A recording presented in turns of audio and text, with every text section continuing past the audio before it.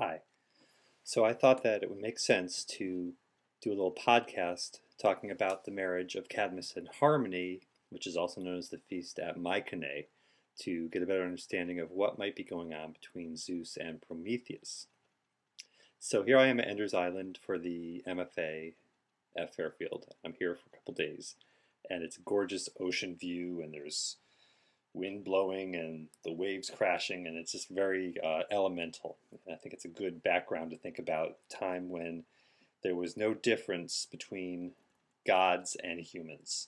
That they, well, not really no difference, but they ate at the same table. They seemed to have the same sort of existence in life. There wasn't ontological differences. The battle of the Titans, the Olympians against the Titans had just ended, and Zeus was new in power. And as gods before him, so Kronos and Uranus, had wanted to do away with humanity, Zeus also had this notion of wanting to do away with humanity.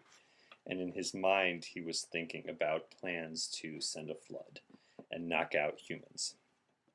And Prometheus, who was a Titan, saw the mind of Zeus.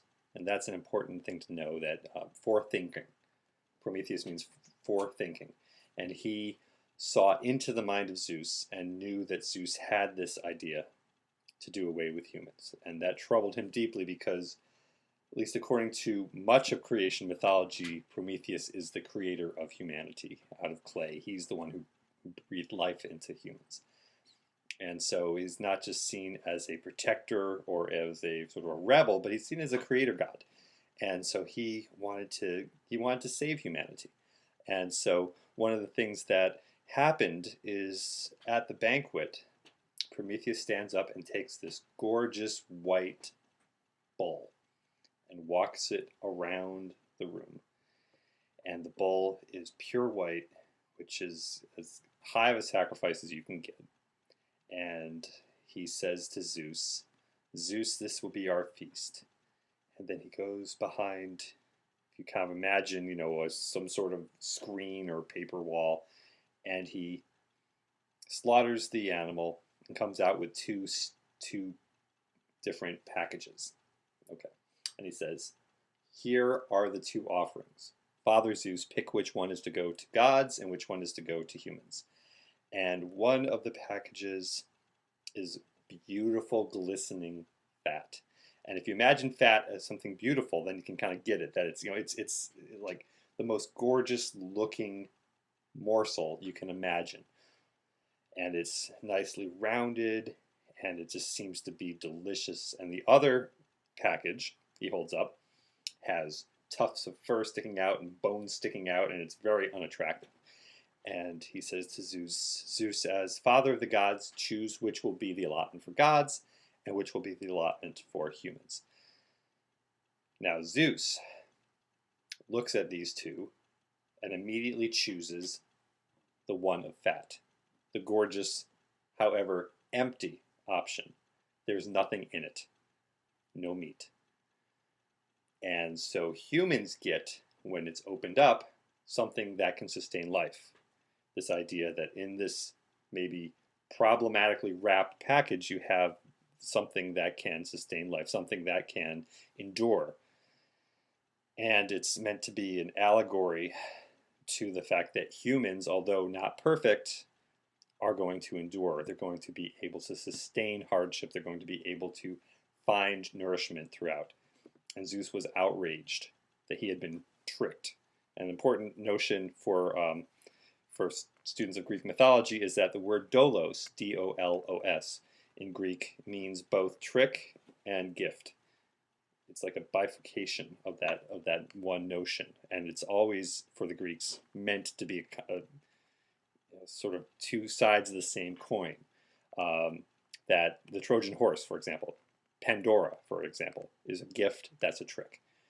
Hence the phrase, beware of gifts, beware of Greeks bearing gifts, or beware of gifts from the gods.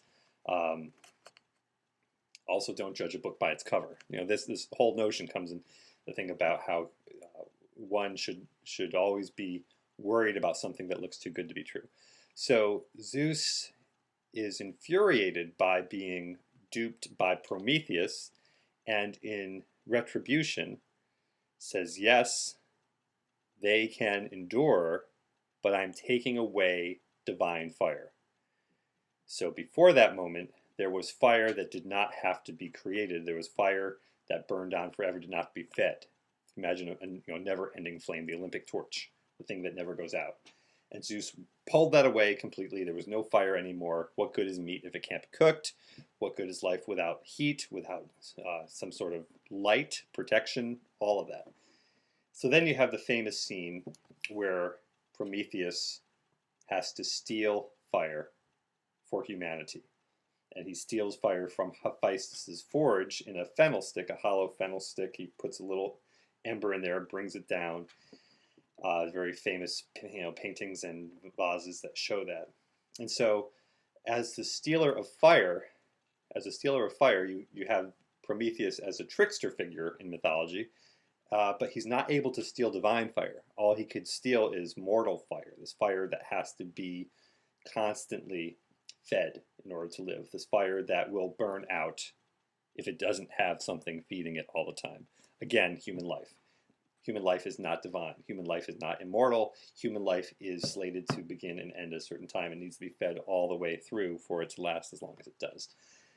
And so for that theft, you have a response again. Now Zeus says, okay, since you did this, you stole fire, two things are going to happen. First off, I'm sending Pandora. Pandora, as you probably know, represents women, and for the Greeks, women are the root of all evil. And you can kind of look at the Judeo-Christian model of the Garden of Eden for similar problematic misogynist notions. And also, I'm going to take you, Prometheus, and chain you to a crag at Cathaeron in the middle of nowhere, and deal with that. And so, so you have this battle going on between Zeus and Prometheus that is cyclical, that is always like a chess match. You move, I'm going to move, you're going to move, I'm going to move. Who's able to think further ahead?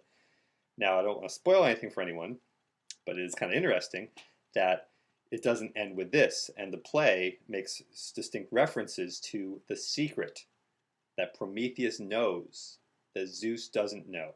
And the secret is that there is a prophecy. The prophecy is that there is a woman. No, I'm sorry. The prophecy is that there is a son destined to be more powerful than the father. Okay. If you think about Zeus as a very profundity type of god, a god whose kind of mythopoetic being is to impregnate, is to create progeny.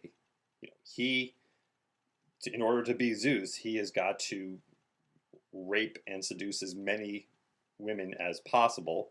It's his right as God. It's his energy, and so for him not to know which woman is destined to have a child more powerful than the father means that he is going to end up making a mistake and creating a son that will overthrow him. In other words, that prophecy contains his own death sentence. And that prophecy, the answer to which only Prometheus knows. So Prometheus, while he is being chained to this crag, knows perfectly well that Zeus is going to need him.